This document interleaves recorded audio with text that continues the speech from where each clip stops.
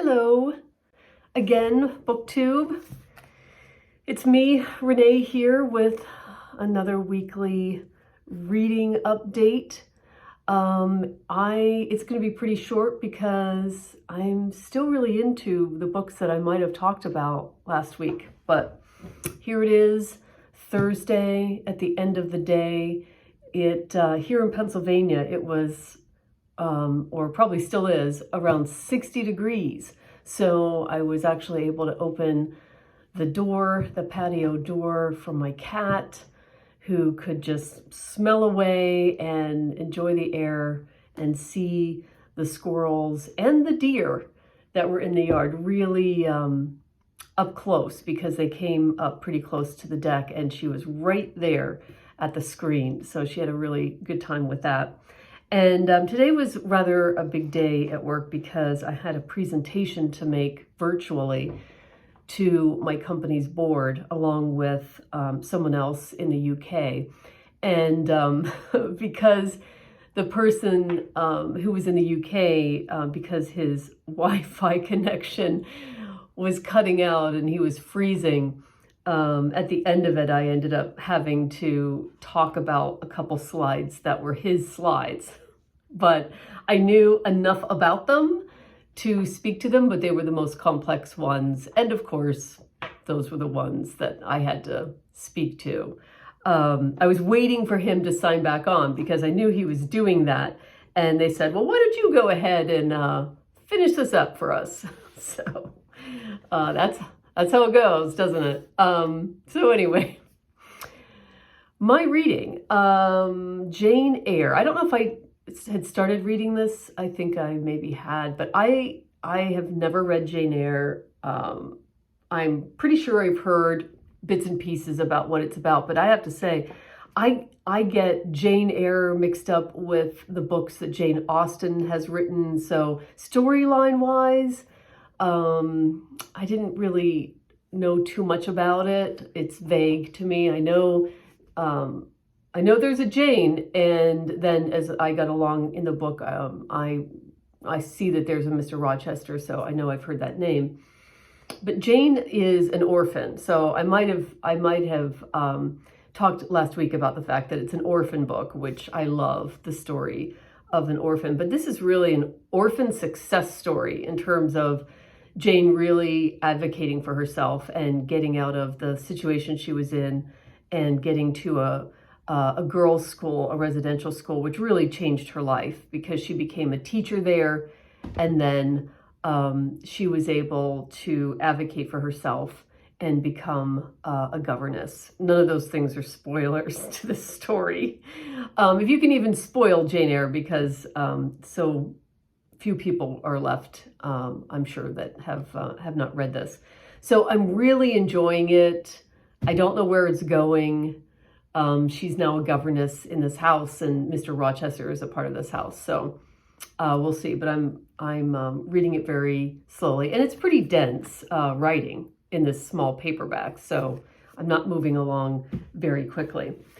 So the other ongoing book that's moving along very slowly is The Magic Mountain by Thomas Mann. And I'm listening to this, but I'm only listening to it when I'm in the car for a certain amount of time.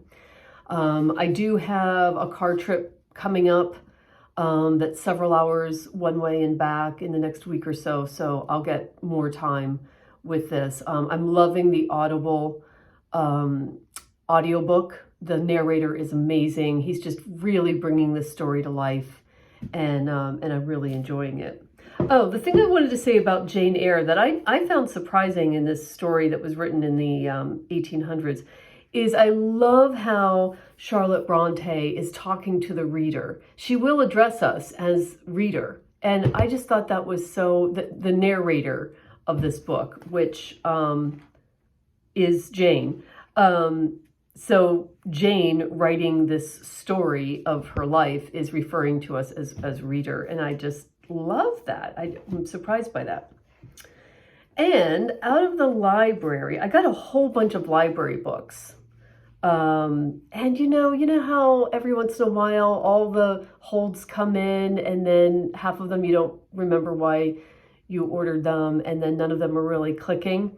Well, this one has, though. Out of the whole bunch, which are going back this weekend, this is the one that's really clicked. And it's called Elena Knows. It's by Claudia Pineiro. It's translated by Francis Riddle from Spanish. It's set in Argentina, in Buenos Aires. And a lot of you have heard about this book. I've heard about this book, and I was really intrigued to read it because from what I've heard, I could just see that the writing was going to be so good. And it really is. The writing is the thing in this book because the plot is really slow. Elena is the mother of Rita, and Rita has died, unfortunately. She was found in a church, hung, and the police have called it a suicide. I mean, nobody else around, no reason to suspect it was murder. That's not a spoiler because that is the premise of the book, and or actually, that's the setup to the book. And Elena, poor Rita's mother. Rita is a grown woman in her 20s, I'm going to say. Elena has Parkinson's disease. This is something else that you know in the very opening sentence of the book, that she has this Parkinson's, which is progressing, and it really affects absolutely everything she does, her mobility, her ability to even look up. She's forced because of her disease to look down, and she drools, and her brain doesn't allow her to walk very well, and she's very dependent on the medicine she's taking. So this book is set in one day, and each chapter is, there are not very many chapters, but some of the chapters or parts of the book are broken down as pill 1 and then pill 2, things like that. I think that's how, yeah.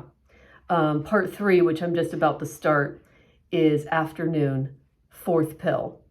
And on the back of the book, it says, Elena refuses to accept the police's version of what happened, and despite the physical limitations imposed by her illness, embarks on a journey to call in an old debt. So really, as she explains in the very beginning of the book, she wants to try to solve this, what she sees as a murder. And she's barely able to do that. But if it's the last thing she does on Earth, she's going to go visit this place that you don't know where she's going, but it's taking her the entire book to get there. So through this journey, though, the author cleverly backfills in Elena's life. She's a single mother now. Rita's life, and what kind of daughter she was, and just endearingly what type of relationship Rita and her mother had. And it's not all pretty. It's not all perfect. And Elena is very truthful about that. So it's just incredible writing. I don't know whether, has she written any other books? Yeah, it says she's a best-selling author known internationally for her crime novels. She's won numerous prizes. But I don't know if they've all been translated. So that's something I'll have to look into, because her writing style it just packs a punch in a small space. So I highly recommend. And then, along with a reading group on Bookstagram, which is 12 plays in 12 months, they have a reading schedule. And I've decided to hop on board for February because I already own this book. It says Teen Living, so this had been a library book, but I got a bunch of black penguins on eBay at one point. And so this is Arthur Miller's The Crucible. This was his second play, the first one being The Death of a Salesman in 1949, and this one came out in 1953. And I had just heard about a book that was being talked about on a book podcast I listened to about the Salem witch trials in the 1600s. And so that's what the Crucible is based on. And it is based on real source material from the time. And the fact that it was it says here in 1692, 19 men and women and 2 dogs were convicted and hanged for witchcraft in a small village. You know, and aren't we used to hearing about people being burned at the stake for witchcraft? I don't know whether that happened too. I'm assuming it did, since that's talked about or referred to a lot in these Salem witch trials. But what I remember from that book podcast, which got me interested in this play, is that it's interesting how people in this town were throwing each other under the bus left and right. It was almost as if you were accused of witchcraft and you knew that you weren't a witch and practicing witchcraft, that it was really dicey and really difficult to decide whether you were going to deny it, because you were almost certainly going to be killed, or admit to it, because there were some people that when they admitted to it, they weren't killed. So that really, that's just crushing when I heard about that. So I am eager to dig in. This will be my first Henry Miller. I really do want to read Death of a Salesman. I don't think I own it, but I've never seen the play, and I would like to read it. So there's a reading group tag on Bookstagram that we'll all be checking in on. And then the other thing, of course, is War and Peace, a chapter a day, and we're in book 2, so we're in the war, and I'm telling you, there are some chapters that are absolute cliffhangers. I am just so enjoying it. I'm going to the library this weekend, and I am very eager to pick up a couple books. I have slowed down the number of books that I'm putting on hold so I don't get a whole bunch.